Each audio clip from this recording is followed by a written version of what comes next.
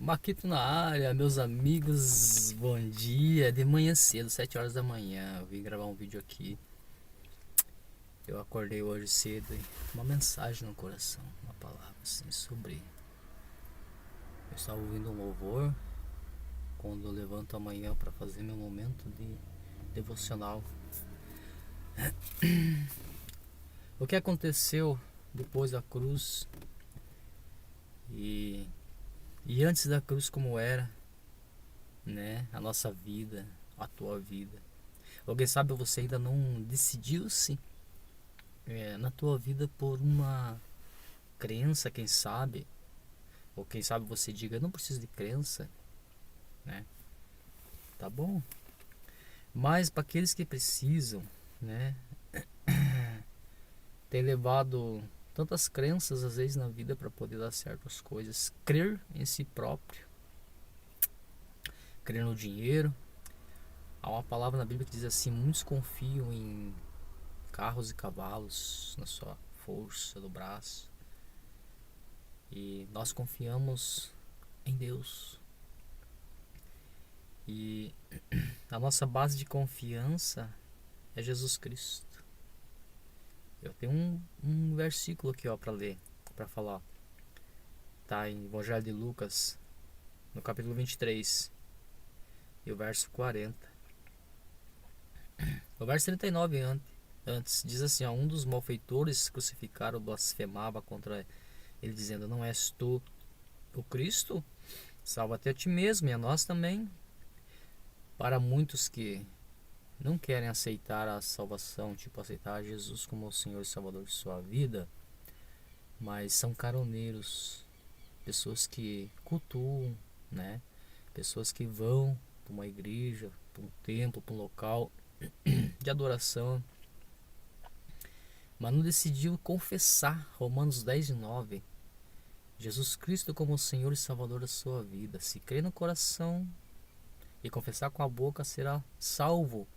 Se conheceres o Filho, verdadeiramente serás livre do poder do pecado, né? O poder do pecado.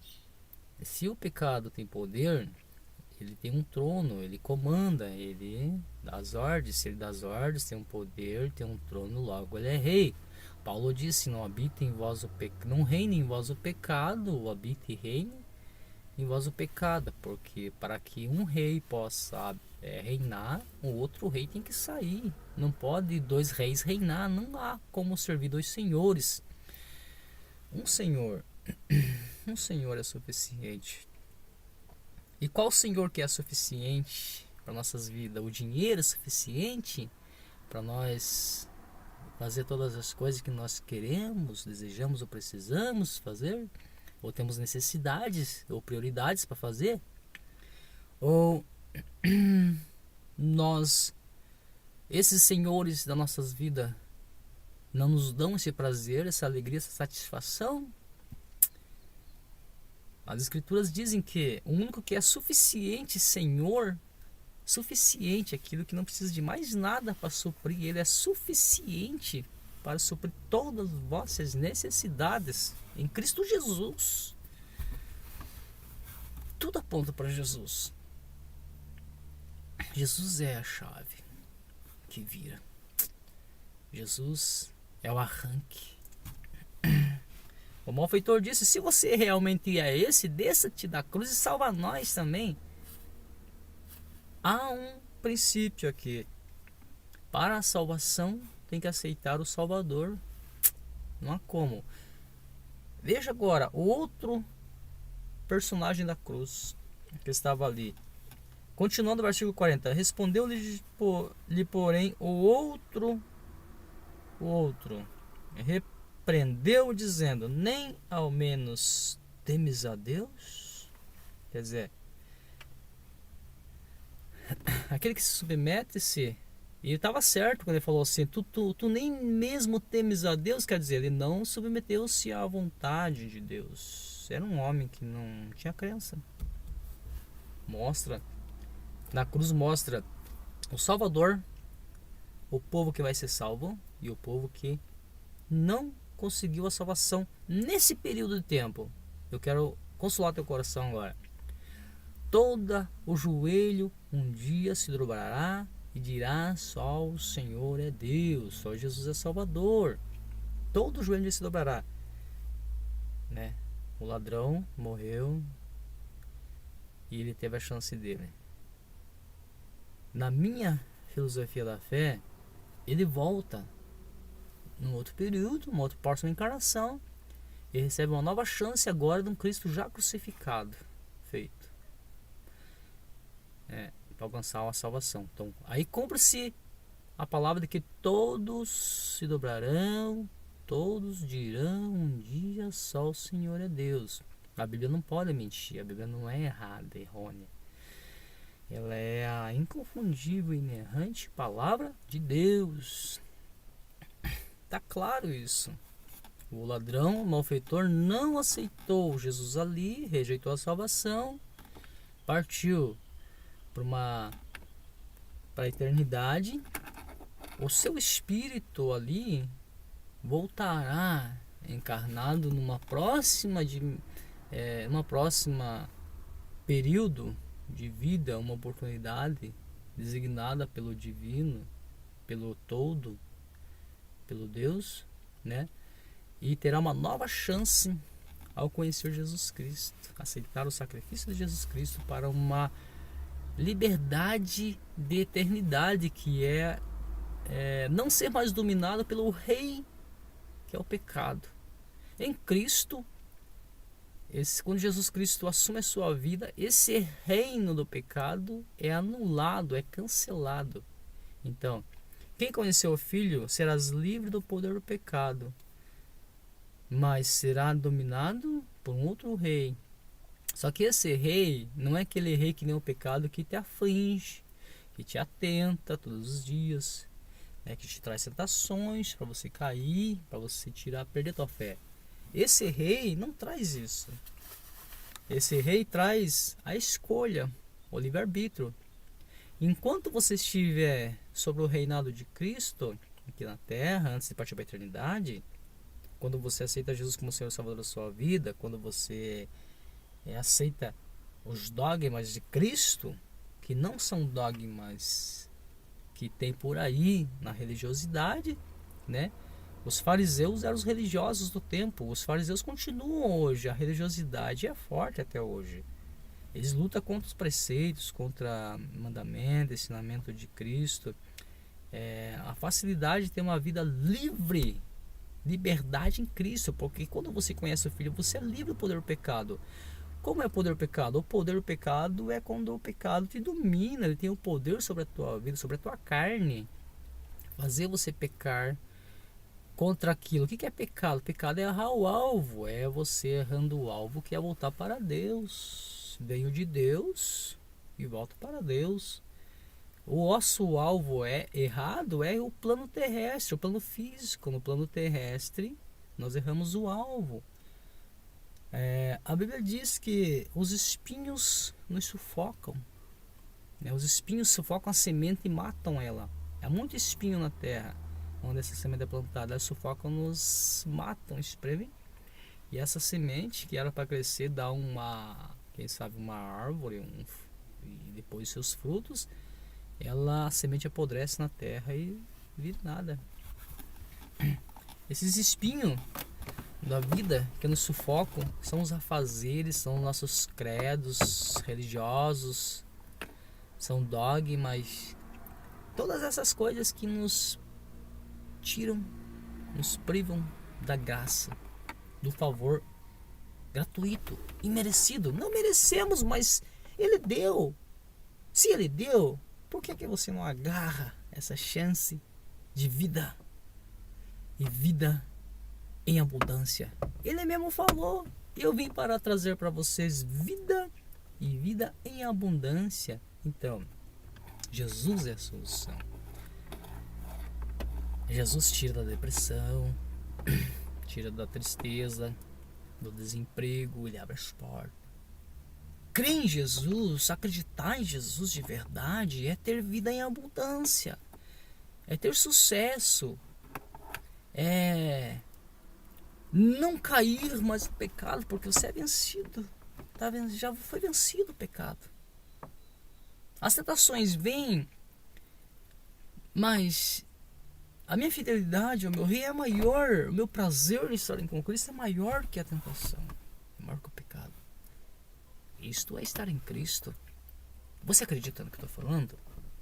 Você acredita que Jesus traz esta liberdade de vida, sucesso e paz para a tua vida? No lar, com os filhos, com a esposa, com o marido, com os amigos, no trabalho, na escola, com a sociedade, com o mercado, com internautas, enfim, com todo mundo. Jesus é a chave para tudo. Jesus. O Pai amou o mundo de uma maneira tão grande que ele deu o filho dele, pegou do coração dele o verbo e encarnou o verbo no ventre de Maria, onde nasceu Jesus Cristo, aonde passou como carne, como homem, que nem eu e você, sofreu todas as dores, toda a depressão, que você que está com depressão, ele passou por essa depressão no Getsemane. Eu vou te contar como que ele passou a depressão no Getsemane. Ele foi para o Getsemane com os seus discípulos já com a alma querendo a morte. Ele disse: a minha alma deseja a morte, eu desejo morrer. E foi para orar, porque o único caminho, solução para ele seria se prostrar ao Pai, falar com o Pai. E ele vai falar com o Pai, se joga aos pés do Pai. Está com depressão? Faça igual Jesus, se joga aos pés da cruz, se joga para o Pai. Lá no Pai, Jesus começa a contar para o Pai, talvez não muitas em palavras, mas quem sabe pensando, dizendo: Pai, que dor que esse povo sofreu, que humilhação, porque Jesus sentiu as pedradas da mulher adúltera que foram colocadas naquela roda onde ele estava ali ensinando na sua aula ao ar livre. Jesus estava instruindo aquele povo que queria receber a salvação. Eles jogam a mulher adúltera ali para ele resolver uma questão. E Jesus sente as pedradas, Jesus sente todo o mal que está no coração deles. Mas Jesus resolve a situação. Ele deixa a oportunidade no coração de cada um. Ele não deixa ninguém desamparado. Ninguém. Ele mostra para todo mundo. Nenhuma prostituta, dizendo assim: aquele que não tem nenhum pecado, tira a primeira pedra. Mas depois que todos reconhecem que são pecadores, que não merecem, que não, todos perceberam ali, desde os mais velhos até acabar pelos mais novos, porque os mais velhos raciocinam mais rápido, os mais novos demoram mais para raciocinar, para tomar uma decisão, porque é assim mesmo que funciona. Mas Jesus deixou uma chave dentro deles ali. Todos são pecadores, todos são destituídos, todos estão perdidos, todos são imerecedores.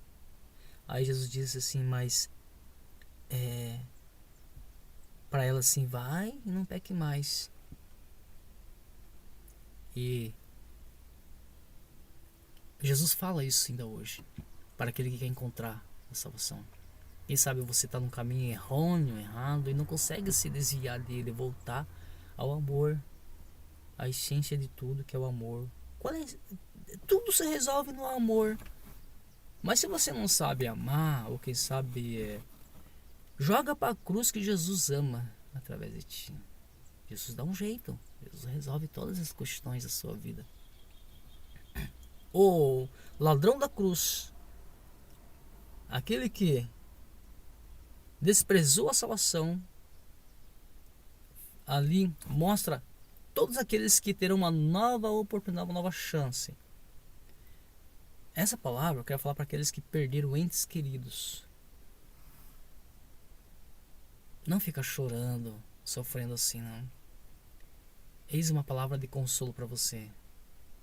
Todos se dobrarão, todos se prostrarão um dia e dirão: só o Senhor é Deus.